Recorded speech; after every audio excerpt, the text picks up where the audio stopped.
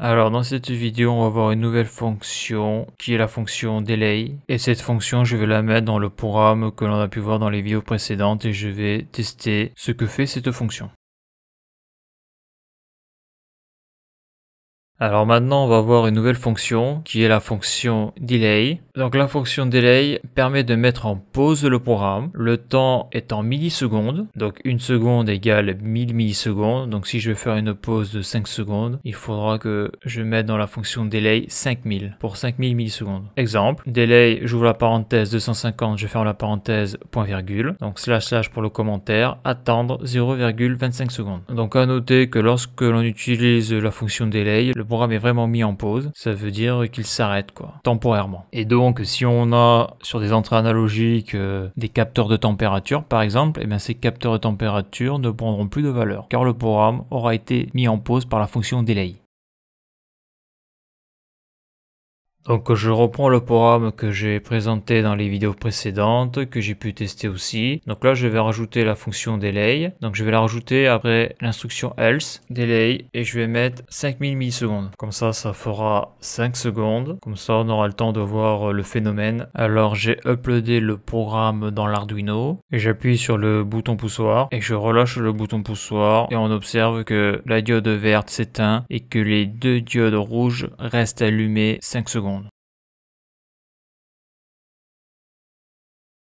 Alors je vais continuer l'expérience. Après le delay 5000, je vais rajouter Digital Write 4, je vais le mettre en high, et Digital Write 5, je vais le mettre en low. Donc lorsque je vais mettre le programme, les deux diodes rouges vont rester allumées 5 secondes. Après, la diode sur la broche 4 va rester allumée, mais la diode sur la broche 5 va s'éteindre. Et pour pouvoir voir le phénomène, je vais rajouter la fonction delay et je vais mettre 3 secondes, donc delay 3000. Et donc après, je compile ça et j'envoie ça dans l'Arduino.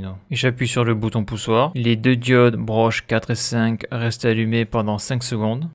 Après, la diode de la broche 5 s'éteint et lorsque le délai de 3000 millisecondes s'est écoulé, la diode de la broche 4 s'éteint à son tour. Et après, le programme revient à sa position initiale, c'est-à-dire que la diode de la broche 3 est allumée et les diodes sur les broches 4 et 5 sont éteintes. Donc je vais refaire un essai. Donc pour faire encore clignoter l'autre diode, je vais rajouter Digital Write 4, sauf que je mettrai low, et je vais rajouter donc à la suite là Digital Write 5 et je vais mettre high avec un délai de 3000 et on devrait voir la diode clignoter. Donc là j'ai fait ma modification, donc j'ai bien rajouté Digital Write, donc broche 4 à l'état bas, broche 5 à l'état haut. Alors juste avant la broche 4 était à l'état haut et la broche 5 était à l'état bas, donc là les diodes devraient clignoter. Donc après j'envoie ça sur l'Arduino, j'appuie sur le bouton poussoir.